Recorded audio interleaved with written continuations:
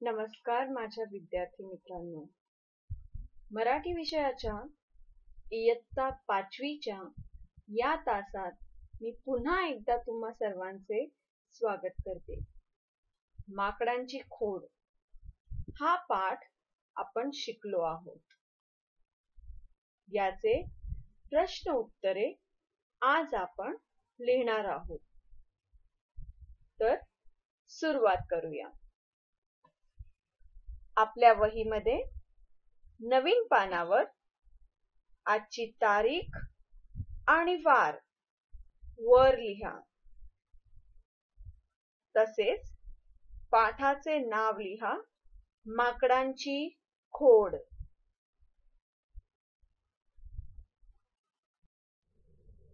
मात्र हे पहिले 3 प्रश्न आहेत ते मौखिक अर्थात ओरल प्रश्न आहेत. त्याचे उत्तरे लिहिण्याची आवश्यकता नाही आहे.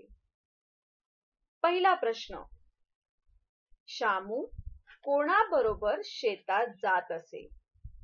याचे उत्तर आहे शामू वडिलांबरोबर शेतात जात असे.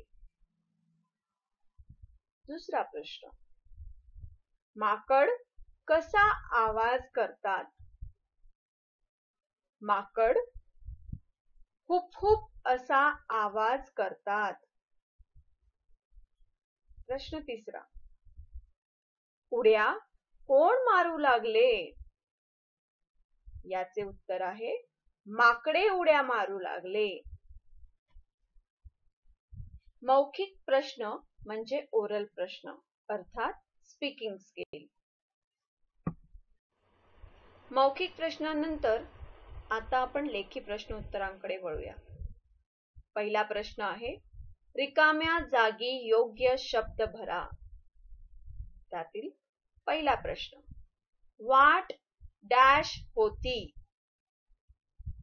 याचे उत्तर आहे वाट वाकडी तिकडी होती. दुसरा प्रश्न, एक मोठे डॅश झाड होते. एक मोठे आंब्याचे झाड होते.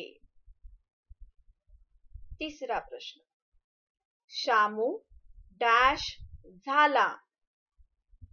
शामू घामाघूम झाला. चौथा प्रश्न, शामू डॅश बाहेर पडला. शामू देवळातून बाहेर पडला. प्रश्न दुसरा, चूक की बरोबर ते लिहा. त्यातील पहिले वाक्य, वडिलांबरोबर शामू दुकानात जात असे. चूक, वडिलांबरोबर शामू शेतात जात असे. दुसरे वाक्य, वाटेत आंब्याचे झाड होते. बरोबर. तिसरे वाक्य, शामू जंगलात पळून गेला. चूक, शामू देवळात पळून गेला. चौथे वाक्य, शामूने हातात काठी घेतली. बरोबर. प्रश्न तिसरा, एका वाक्यात उत्तरे लिहा. त्यातील पहिला प्रश्न, शामू कुठे राहत होता? येथे प्रश्नातला एक शब्द बदलायचा आहे. उत्तर बघा, शामू खेतवाडी गावात राहत होता. प्रश्न दुसरा, माकडे काय करत असे? याचे उत्तर आहे माकडे रस्त्याने जाणाऱ्या येणाऱ्या माणसांना त्रास देत असे.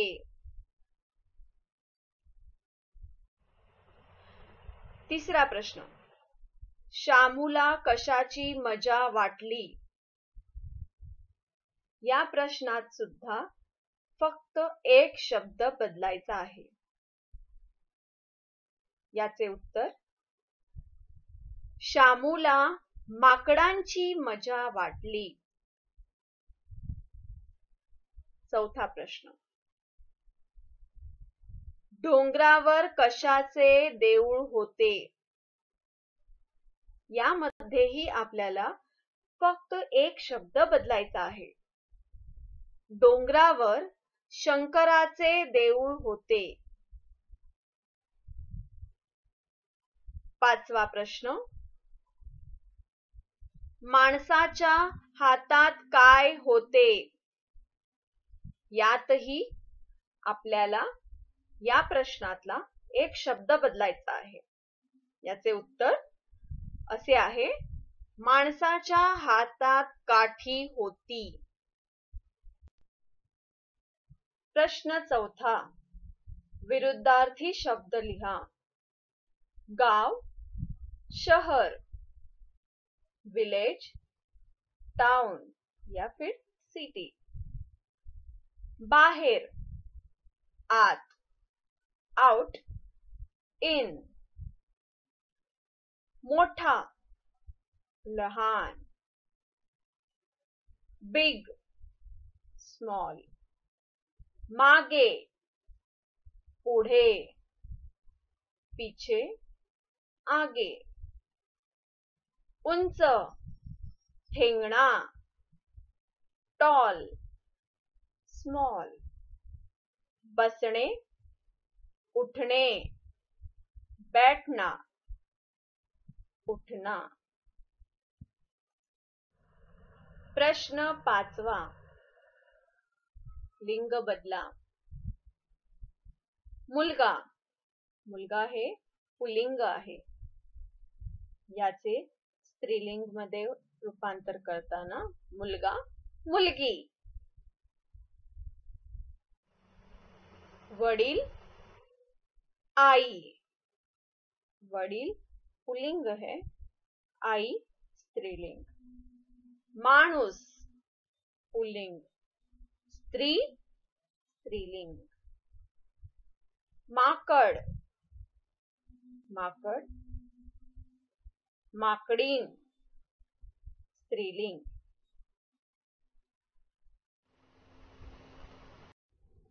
प्रश्न 6, वचन बदला. झाड, एक झाड, अनेक झाडे. उडी, एक उडी, अनेक उड्या. आंबा, एक आंबा, अनेक आंबे. माकड, एक माकड, अनेक माकडे. एक देऊळ, अनेक देवळे. खिडकी, एक खिडकी, अनेक खिडक्या. काठी, एक काठी, अनेक काठ्या. प्रश्न 7, प्राण्यांचे, पक्ष्यांचे आवाज लिहा. अर्थात the sound of animals. जसे फॉर एक्झाम्पल, माकड, खूप खूप. सिंह, गर्जना, रोर. मांजर, म्याव म्याव. बकरी, बे बे. बेडूक, डराव डराव. कुत्रा, भो भो भो. गाय, हम्मा हम्मा. प्रश्न क्रमांक 8, खालील भाववाचक नामांचा वाक्यात उपयोग करा. भाववाचक नाम अर्थात एब्स्ट्रैक्ट नाउन. नीचे दिए गए शब्दों का वाक्य में प्रयोग कीजिए. 1. समता अर्थात इक्वॅलिटी. समाजामध्ये समता असायला हवी. समाज में सभी लोगों को समान अधिकार मिलने चाहिए. 2. फसवेगिरी फ्रॉड. फसवेगिरी करू नको. 3. माणुसकी अर्थात इंसानियत. ह्युमॅनिटी सर्वांशी माणुसकीने वागा. माकडांची खोड हा पाठ आपण शिकलेलो आहोत आणि त्याचे प्रश्न उत्तरे तसेच कठीण शब्दही वहीत लिहिलेले आहेत. पुन्हा भेटूया मराठीच्या पुढच्या तासाला. तोपर्यंत सुरक्षित रहा. धन्यवाद.